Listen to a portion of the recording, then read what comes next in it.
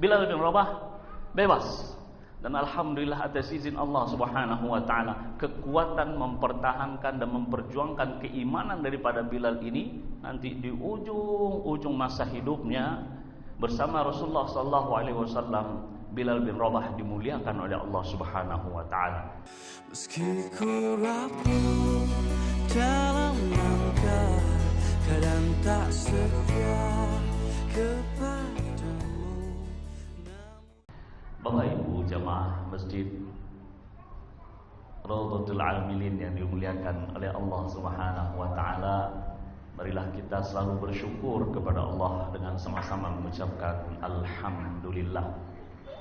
Selawat beri salam kita junjungkan kepada Nabi besar Muhammad sallallahu alaihi wasallam. Allahumma shalli wa sallim ala sayyidina Muhammad.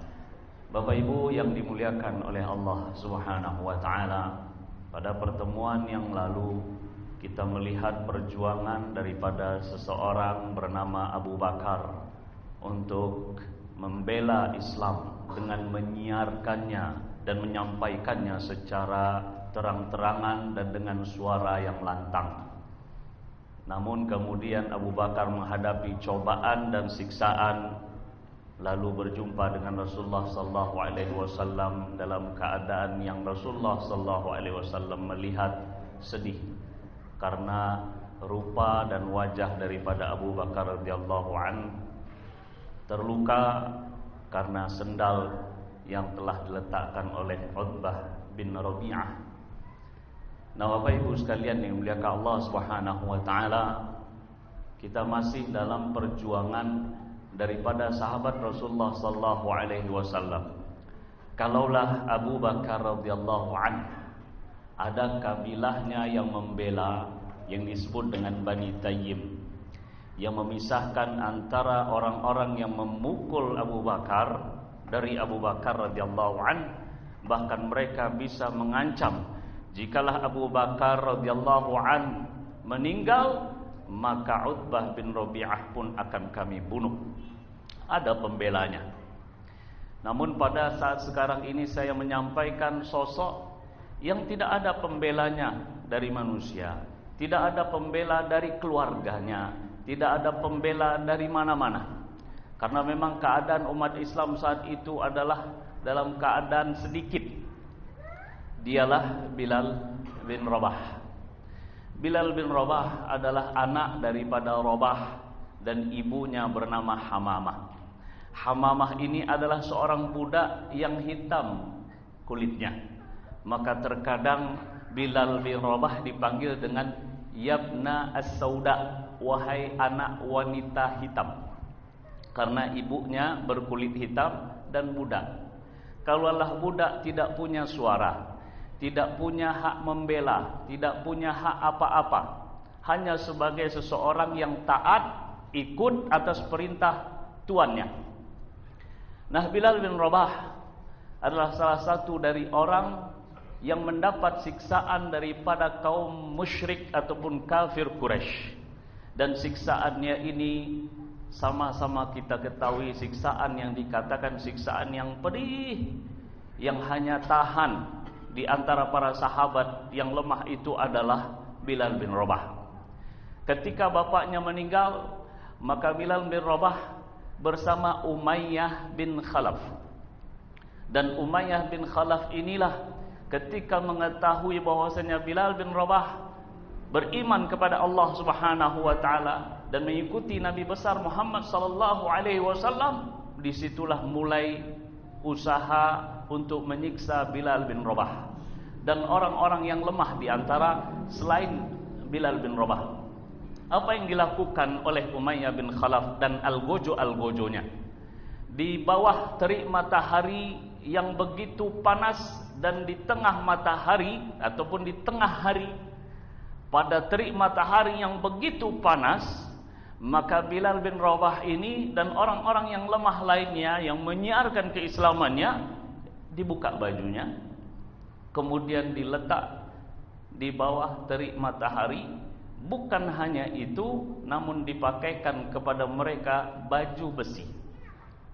Bayangkan Bapak Ibu sekalian yang dimuliakan Allah Subhanahu wa taala, untuk mempertahankan keimanan kepada Allah Subhanahu wa taala menghadapi seperti ini. Dibuka bajunya, dipakaikan baju dari besi. Kita kalau memegang besi, kemarin terik matahari begitu panas, agak panas lah. Kita pegang terali pintu itu yang kena matahari panas, nggak bisa kita pegang dan kita diam berapa detik. Namun kita sentuh dan kita lepaskan.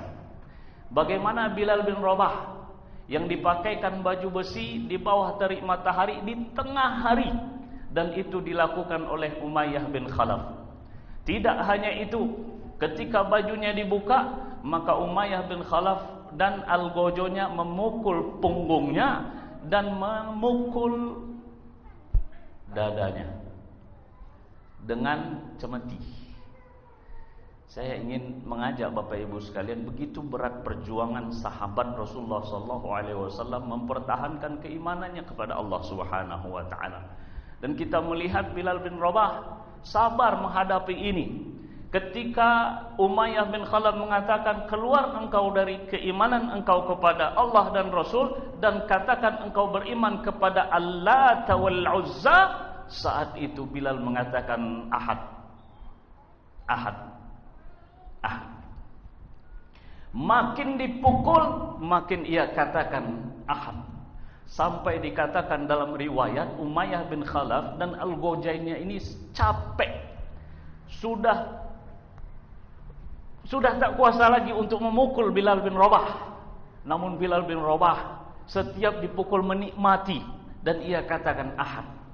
Ketika Umayyah bin Khalaf dan Al-Ghawjonya telah lemah untuk memukul Bilal bin Rabah, maka leher Bilal bin Rabah diikat dengan tali yang kasar. Dipanggillah anak-anak kaum kafir Quraisy itu untuk menarik keliling Ka'bah.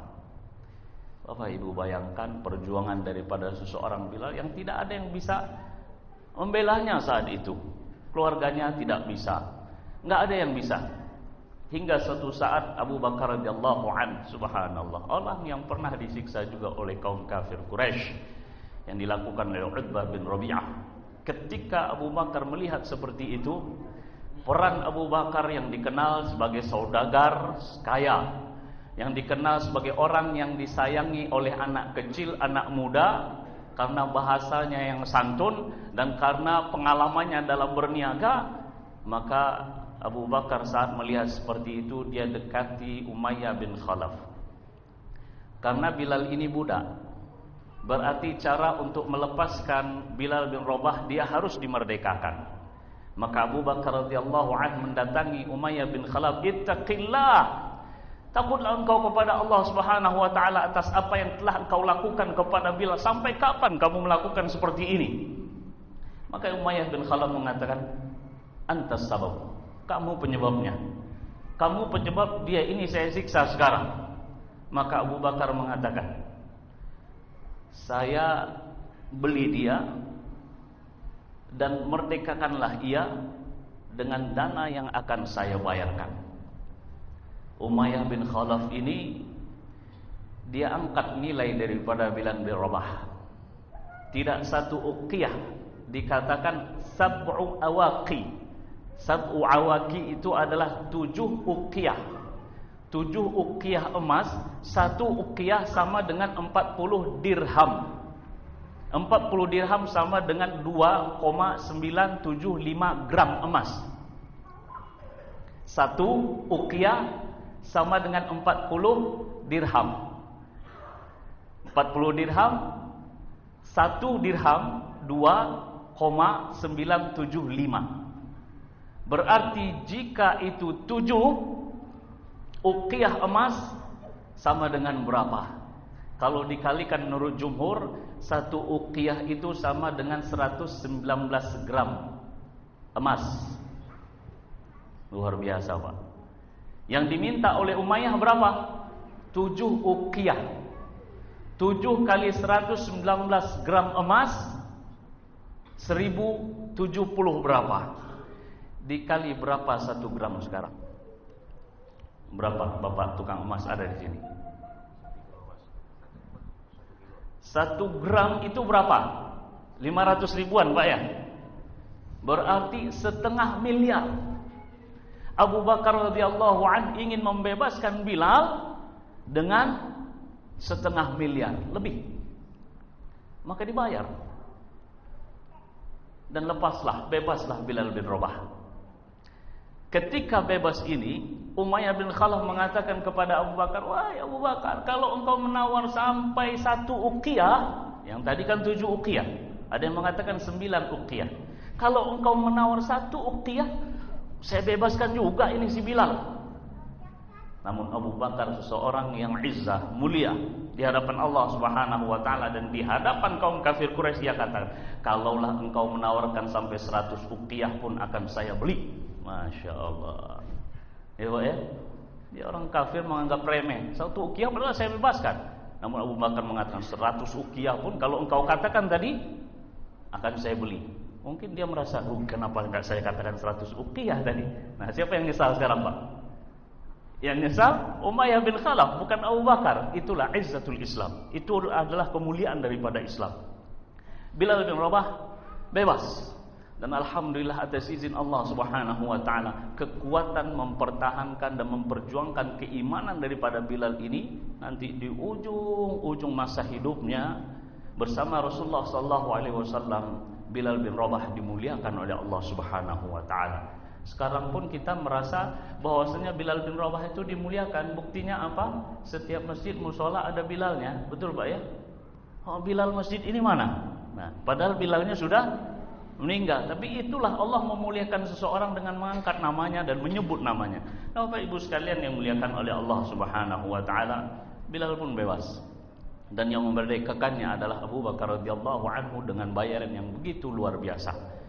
Nah, Bapak Ibu sekalian, yang kedua, seorang sahabat yang memperjuangkan imannya kepada Allah Subhanahu wa taala yang juga mendapat siksaan. Tujuan daripada siksaan ini apa? Pelajaran bagi orang-orang yang lemah untuk jangan beriman kepada Nabi Muhammad SAW. Tetapi itu sepertinya tidak berfungsi. Walaupun tidak berfungsi, mereka tetap berusaha. Siapa orang yang kedua? Satu keluarga yang disebut dengan keluarga Alu Yasir. Alu artinya adalah keluarga, ataupun Ali Yasir, keluarga Yasir. Siapa saja dia? Yasir, kemudian istrinya Sumayyah, kemudian anaknya Ammar, dan anaknya juga Abdullah. Yasir ini aslinya dari Yaman, dari Banu Anas dikatakan. Dan Yasir ini berada di Makkah bersama anaknya dan bersama istrinya. Di antara orang-orang yang mengumandangkan keislamannya selain Rasulullah SAW adalah Abu Bakar, Bilal, Ammar bin Yasir dan keluarganya, dan juga Suhaib Ar-Rumi, dan juga Miqdad Al-Aswad. 4 ataupun 5 orang inilah yang mengumandangkan keislamannya di hadapan para kaum kafir Quraisy. Nah, di antaranya adalah keluarga Yasir ini. Bagaimana siksaannya pedih Bapak Ibu sekalian dimuliakan Allah Subhanahu wa taala. Sampai akhirnya Yasir meninggal. Kemudian Ammar ini disiksa. Sebelum Ammar ini disiksa, ibunya dulu. Ketika Abu Jahal berjumpa dengan ibunya bernama Sumayyah, maka Abu Jahal mengatakan, "Wahai Sumayyah, sesungguhnya engkau beriman ini karena keindahan dan kegantengan Muhammad sallallahu alaihi wasallam. Amanti atau ma amanti illa bijamali Muhammad. Sesungguhnya engkau beriman ini karena Muhammad itu ganteng dan engkau cinta kepadanya dan engkau suka kepadanya." Ucapan yang disampaikan oleh Abu Jahal ini membuat Sumayyah marah dan keluarlah kata-kata makian terhadap Abu Jahal. Dan apa yang dilakukan oleh Abu Jahal? Abu Jahal menusukkan tombaknya pada dada dan tembus di punggung daripada Sumayyah. Inilah wanita pertama di dalam Islam yang mati syahid. Jadi kalau kita ditanya siapa wanita pertama dalam Islam yang mati syahid, dialah Sumayyah. Dan nama Sumayyah ini adalah simbol daripada perjuangan seorang wanita yang mempertahankan Allah, Rasul, dan keimanannya kepada Allah Subhanahu wa taala. Ammar juga disiksa seperti itu hingga siksaannya ini membuat ia tidak tahu apa yang ia katakan. Ternyata dalam perkataannya itu memuji Tuhan-Tuhan daripada kafir Quraisy dan memburukkan Nabi Muhammad SAW atas perintah daripada orang-orang yang benci terhadap Muhammad SAW. Abu Jahal memaksa dia untuk mengatakan Tuhan engkau adalah Allat wal Uzza. Karena begitu pedih Bapak Ibu sekalian yang muliakan Allah Subhanahu wa taala siksaan ini, akhirnya dia mengucapkan, tetapi mengucapkan hanya lidah saja agar terbebas dari siksaan ini. Maka ketika berjumpa dengan Rasulullah SAW, ya Rasulullah, saya telah melakukan seperti ini ya Rasulullah, di mana engkau saya hina dan Tuhan mereka aku puji ya Rasulullah. Kemudian Rasulullah bertanya, "Madza tajidu qalbak?" Bagaimana engkau dapati hati engkau? Bagaimana dalam hati engkau, apa yang engkau rasakan?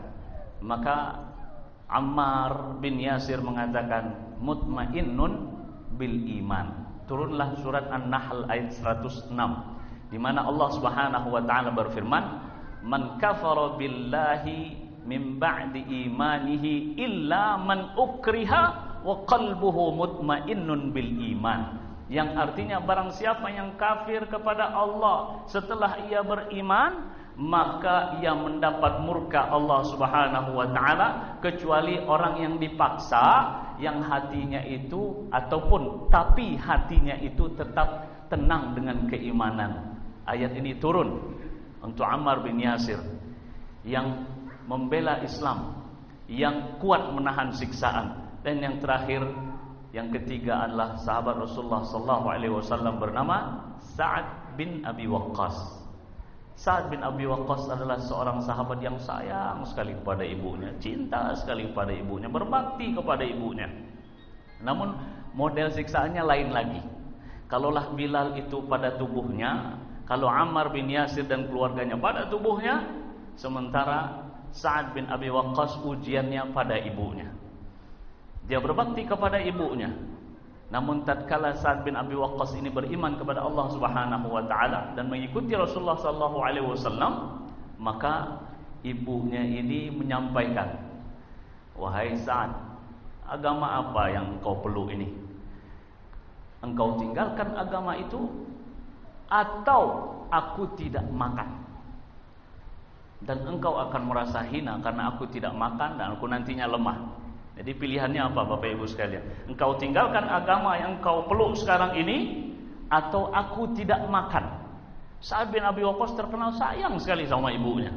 Tetapi masalah agama, masalah akidah ini lain. Makanya turun firman Allah Subhanahu wa taala, "Wa in jahadaka 'ala an tusyrika bi syai'." Kalau seumpamanya engkau dipaksa untuk syirik kepadaku, maka fala tuti'huma. Jangan engkau taati kedua orang tua. Ya, ini masalah akidah.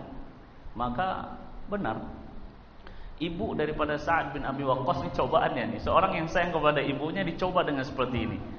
Ibunya ini enggak makan siang dan malam hari pertama. Maka besok nampak lemah tubuhnya. Besok begitu juga. Dia melihat apa ada pengaruh enggak dengan Sa'ad bin Abi Waqqas, kan dia sayang kepada saya. Hari kedua, siang enggak makan, pagi enggak makan, sore enggak makan, malam enggak makan, sampai enggak makan dan enggak minum. Kalau kita puasa dari mulai terbit fajar sampai terbenam matahari itu pun sudah lemah. Ini satu hari enggak makan, enggak minum. Lihat Sa'ad, belum ada pengaruh ini. Enggak makan, enggak minum hari kedua. Dilihat sama dia, Sa'ad enggak juga ada pengaruh. Dicobanya hari ketiga, tambah lemah lah dia, ibu ini. Nah, apakah Sa'ad bin Abi Waqqas terpengaruh dengan apa yang dilakukan oleh ibunya agar Sa'ad bin Waqqas keluar daripada agama Islam dan memeluk agama yang dipeluk oleh orang-orang kafir Quraisy? Kita dengar apa ucapan dari Sa'ad bin Abi Waqqas. "Ya ummah, wahai ibuku, ta'lamina, ketahuilah, lau anna laki nafs mi'ata nafs, kalau engkau punya 100 jiwa, 100 ruh, kharajat nafsan, ruh itu keluar satu-satu. Keluar satu, hidup lagi. Satu, hidup lagi. Sampai 100. Kalau engkau punya 100 ruh dan keluar satu persatu, aku tidak tinggalkan agama ini. In syi'ti ta'kulin wa in syi'ti la ta'kulin. Kalau engkau mau makan, kalau enggak mau ya makan. Saya tetap berada dalam iman kepada Allah Subhanahu wa taala. Siapa yang kalah kira-kira, Pak? Ibunya kalah, ya udahlah saya makanlah kalau gitu. Lapar juga 3 hari tidak makan, lemas juga badan ini. Ini cobaan-cobaan yang dihadapi oleh para sahabat untuk mempertahankan keimanan kepada Allah Subhanahu wa taala. Sepertinya kita, Bapak Ibu sekalian dimuliakan Allah Subhanahu wa taala, tidak mendapatkan cobaan dan siksaan seperti ini. Nikmat yang Allah berikan kepada kita ini cukup banyak sekali. Tinggal kita menggunakan nikmat Allah Subhanahu wa taala. Kita mau pergi ke masjid, enggak ada yang melarang. Kita mau azan ataupun muazin azan di sini, imam dengan suaranya yang bagus, enggak ada yang melarang. Tinggal kita menikmati nikmat Allah Subhanahu wa taala dan bersyukur. Begitu perjuangan para sahabat untuk memperjuangkan keimanannya, namun Allah Subhanahu wa taala memuliakan mereka karena perjuangannya ini. Sebesar perjuangan kita mempertahankan agama kita ini, sebesar itu juga kemuliaan yang akan Allah berikan kepada kita. Para Bapak Ibu sekalian, saya mohon maaf dan kepada Allah kita semua minta ampun. Subhanakallahumma wa bihamdik asyhadu an la ilaha illa anta astaghfiruka wa atubu ilaik. Wabillahi taufiq wal hidayah. Wassalamualaikum warahmatullahi wabarakatuh.